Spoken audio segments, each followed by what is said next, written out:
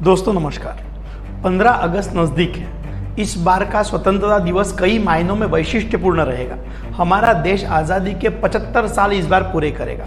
ये संपूर्ण वर्ष आज़ादी का अमृत महोत्सव के तौर पर भारत सरकार की तरफ से मनाया गया है। हर घर तिरंगा इस अभियान के बारे में आपने सुना ही होगा।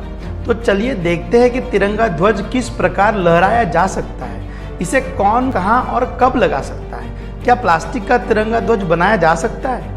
क्या तिरंगा ध्वज के बने कपड़े हम पहन सकते हैं? इन सब बातों को जानना आवश्यक है, क्योंकि राष्ट्रीय ध्वज का किसी भी प्रकार का अवमान करने पर 3 साल तक जेल भी हो सकती है। आइए राष्ट्र ध्वज के तथ्यों पर एक नजर डालते हैं। राष्ट्र ध्वज से जुड़ी हुई कई अलग अलग कानूनों को एक करके 26 जनवरी 2002 को फ्लैग कोड ऑफ इंडिया का गठन किया गया।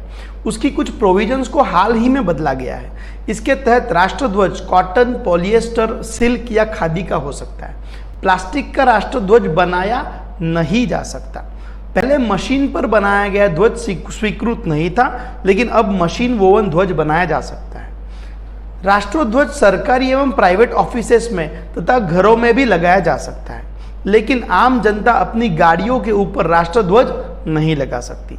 गाड़ी के ऊपर राष्ट्रध्वज लगाना सिर्फ प्रधानमंत्री, राष्ट्रपति तथा अन्य गणमान्य व्यक्तियों के लिए ही अलाउड है।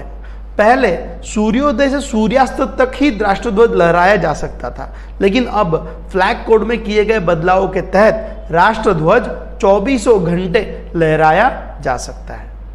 घरों में या ऑफिसेस में लगाते वक्त यह ध्यान जरूर रखना है कि कोई भी दूसरा ध्वज राष्ट्रध्वज के ऊपर या उसके पैरेलल ना हो, चाहे घर हो या ऑफिस। राष्ट्रध्वज सभी ध्वजों से ऊपर होना जरूरी है और उसकी गरिमा बनी रहनी चाहिए। जूते निकालने की जगह या टॉयलेट जैसी जगहों से राष्ट्रध्वज को दूर रखा जाए। तिरंगा ध्वज आयताकृति होता है, रेक्टेंगल शेप में होता है। इसका आकार कितना भी हो सकता है, लेकिन वो 3:2 के रेशियो में होना चाहिए, जिसमें लेंथ 3 और ब्रेड्थ 2 के प्रमाण में नापी जाए। अगर किसी वजह से राष्ट्रध्वज फट जाए या मैला हो जाए, खराब हो जाए, तो ऐसे राष्ट्रध्वज को आप लहरा नहीं सकते। अगर तिरंगा कहीं लगाया हुआ है और फट गया हो तो उसे सम्मानपूर्वक उतारना पड़ता है। खराब हुए ध्वज को भी आप डस्टबिन में नहीं फेंक सकते, उसे पब्लिकली जला नहीं सकते, आपको उसे प्राइवेटली नष्ट करना होगा। कोई भी कृति जो ध्वज का सम्मान भंग करे, ऐसी कोई भी चीज नहीं की जा सकती। झंडा लहराते वक्त झंडा कमर के नीचे ना हो, इसका ख्याल रखना जरूरी है। आपने देखा होगा कि अमेरिका या यूनाइटेड किंगडम का झंडा अक्सर उन लोगों के कपड़ों पर दिखता है।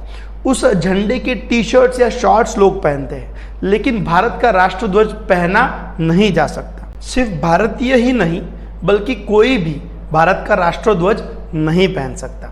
आपको याद होगा कि Amazon.com पर कनाडा में भारत के तिरंगे के कलर्स के डोर मैट्स बेचे जा रहे थे। तब भी भारत सरकार ने उस पर आपत्ति जताई थी। सुषमा स्वराज तब की फॉरेन मिनिस्टर थी और उन्होंने उस पर आपत्ति भी जताई और उसे बेचना बंद भी करवाया था।